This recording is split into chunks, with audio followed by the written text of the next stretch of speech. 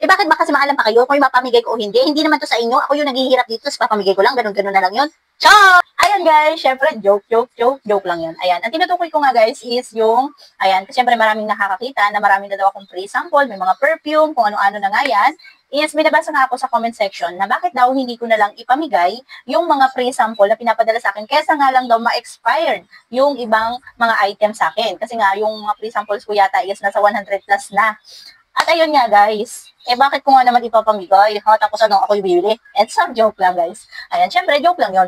Ayan, sa mga nagsasabi nga ng ganun guys, syempre hindi natin maiiwasan yung mga ganung comment or maiisip ng ibang tao sa mga nagtatanong sa akin, bakit nga ba hindi ko na lang ipamigay yung mga item tulad ng mga pabango, nasa 10 plus na yung pabango ko, is ganito ngayon guys, syempre, yung mga free sample guys, sa mga hindi nakakaalam, yung po yung galing kay Black App, ayan, sa mga seller po na nagpapadala ng item ng libre, and then, ipopromote ko naman. Kung halimbawa, ikaw nag-promote ka or isa ka rin nag-affiliate, is ipapadala sa iyo yun ng libre, gagawin mo na siya ng video, and then, ilalive mo.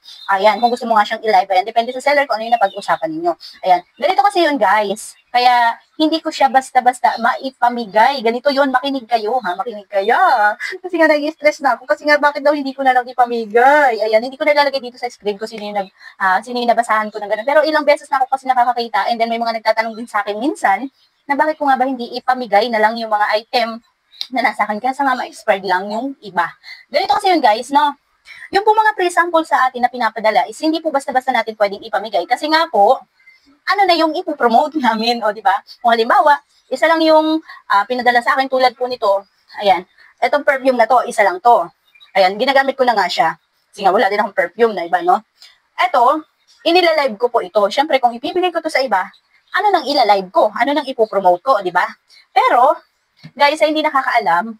Ayan, yung ibang item ko, guys, ayan, yung tulad ng mga ilang ano na din, pinadala ko na yun kina mama. Siyempre, bago ako mamigay naman, siyempre, no, kung ako yun nasa sitwasyon nyo, yung pamilya mo muna ang bibigyan mo bago yung ibang tao. At ayun pa nga, guys, pinapamigay ko din, may ilang mga kaibigan na rin ako na nabigyan tulad ng lip tint. Ayan, yung lip tint naman, guys, is, halimbawa, tulad ng nakaraan, guys, 4 yung pinadala sa akin na lip tint, is yung 3, pinamigay ko na, and then yung isa na sa akin. Pwede ko pa siyang gawa ng video. Ayan, ganun nga yun guys. Kung maraming pinadala sa'yo, bakit hindi ko ba naman ipamigay yung iba, diba? Pero kung isang peraso lang, is hindi ko po talaga siya basta maipamigay kasi nga, eto yung, kaya tayo pinadalhan ni seller ng mga libreng item is para po i-promote. Ayan, para gawa natin ng video. At the same time, i-live din po natin. Ayan, nagla-live selling din po kasi ako pag may time ako. At talagang ano naman po ang ipapakita ko sa mga nagtatanong tulad nun. Halimbawa, ito po, tinatanong nila to. Ano pong hitsura niyan or ano. Siyempre guys, ipiplex natin to. Kung sa mga nag-affiliate, alam nila to.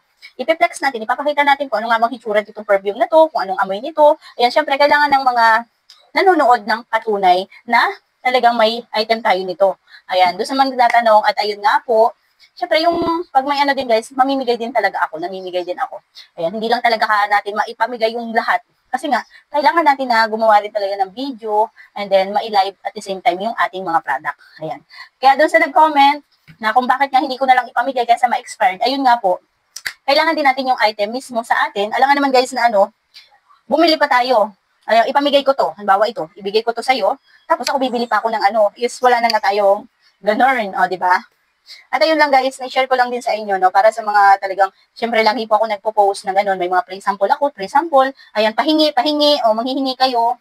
At ayun nga po, hindi natin basta maipamigay kasi nga free sample, kailangan gawa ng video, at the same time, i-live. At ayun lamang po, maraming salamat. Bye! Please follow, like, and share na din.